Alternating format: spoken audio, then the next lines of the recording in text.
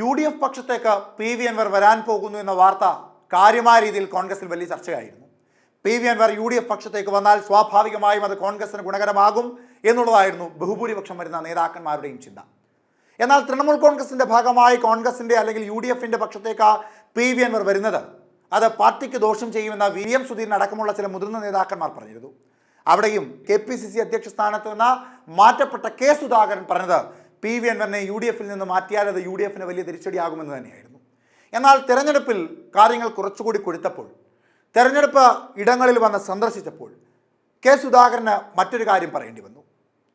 PV Anwarനെ അപ്പാടെ തള്ളിക്കൊണ്ട് ചില കാര്യങ്ങൾ അദ്ദേഹം പറഞ്ഞത് ഇങ്ങനെയാണ്. വളരെ ജോറാണ്.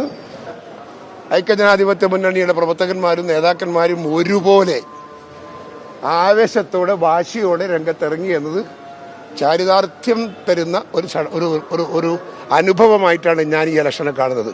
ഞാൻ ഒരുപാട് ഇലക്ഷൻ കണ്ടിട്ടുണ്ട്, ഒരുപാട് ഇലക്ഷൻ നിയന്ത്രിച്ചിട്ടുണ്ട്. പക്ഷേ ഇത്രയും സ്പിരിറ്റ് ഉൾക്കൊണ്ട അണികളും നേതാക്കളും ഒരുപോലെ ഇത്രയും സ്പിരിറ്റ് കൊണ്ട ഒരു നേതൃരംഗത്തെ ഒരു ഇലക്ഷൻ മുമ്പിൽ ഒരു നേതൃത്വത്തെ ഞാൻ കണ്ടിട്ടില്ല. This is the first time. So we will win by a major big margin. അതൊക്കെ മാഞ്ഞു പോയില്ലേ, തേഞ്ഞു മാഞ്ഞു പോയില്ലേ?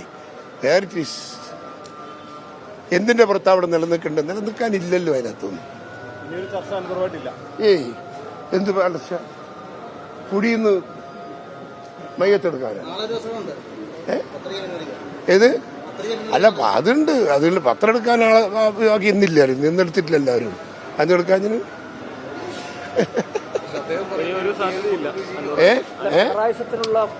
ആർക്കും ഒരു തെരഞ്ഞെടുപ്പിന് നിന്നാൽ എന്തും അവകാശപ്പെടാനുള്ള സ്വാതന്ത്ര്യമുണ്ട്.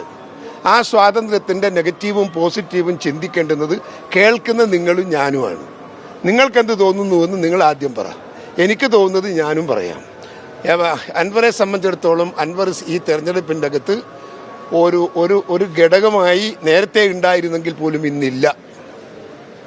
അത് അദ്ദേഹത്തിൽ നിന്ന് തന്നെ വന്ന തെറ്റായ പ്രവർത്തനവും തെറ്റായ രാഷ്ട്രീയ ചിന്തയും തെറ്റായ തീരുമാനവുമാണ് എന്ന് ഞാൻ വിശ്വസിക്കുന്നു. ഞാൻ അദ്ദേഹത്തെ സ്നേഹിക്കുന്ന ഒരാളാണ്. അദ്ദേഹം രാഷ്ട്രീയത്തിൽ ഭാവി വേണമെന്ന് ആഗ്രഹിക്കുന്ന ഒരാളാണ്. അദ്ദേഹം രാഷ്ട്രീയ രംഗത്ത് അദ്ദേഹം ഉയർന്നു വരണമെന്ന് ആഗ്രഹിക്കുന്ന ഒരാളാണ്. പക്ഷേ അതിന് അവസരത്തിനൊത്ത് നേതൃത്വത്തെ അനുസരിച്ച് പാർട്ടിയോടൊപ്പം നിന്നാൽ ആ സ്ഥാനത്തേക്ക് എത്തുള്ളൂ, അല്ലാതെ എത്തില്ല. അദ്ദേഹം അവിടെ യുദ്ധം പ്രഖ്യാപിച്ചാൽ അതൊരു കാരണവശാലും പിന്നെ മുതക്കെത്തൂല. ഇനി അവസരമില്ല. അത് ഇറ്റ് ഈസ് ഓവർ. ഭരണപക്ഷത്തിന്റെയും പ്രതിപക്ഷത്തിന്റെയും ഒരു വിലയിരുത്തലാകും. തീർച്ചയായും 100%. ഇവിടുത്തെ ഇടതുപക്ഷ സർക്കാരിന്റെ ഭരണത്തിനോടുള്ള ജനങ്ങളുടെ അഭിപ്രായം, അവരുടെ വികാരം എന്ത് എന്ന് തെളിയാൻ പോകുന്ന തെരഞ്ഞെടുപ്പായിരിക്കും ഈ തെരഞ്ഞെടുപ്പ്. ഒരു തർക്കവും വേണ്ട. അതുപോലെ തന്നെ പ്രതിപക്ഷത്തെയും വിലയിരുത്തുന്ന ഒരു തെരഞ്ഞെടുപ്പായിരിക്കും. നിശ്ചയമായും പ്രതിപക്ഷത്തിന്റെ കാര്യത്തിലും അവര് പ്രതിപക്ഷത്തിന് അല്ലെങ്കിലും ഇവിടെ അത്രയല്ലേ ഉള്ളൂ. അവർക്ക് തന്നെ അറിയാം അവർക്ക് സ്വാധീനമില്ല, അവർക്ക് ജയിക്കാൻ സാധിക്കില്ല എന്ന് അവർക്കറിയാം.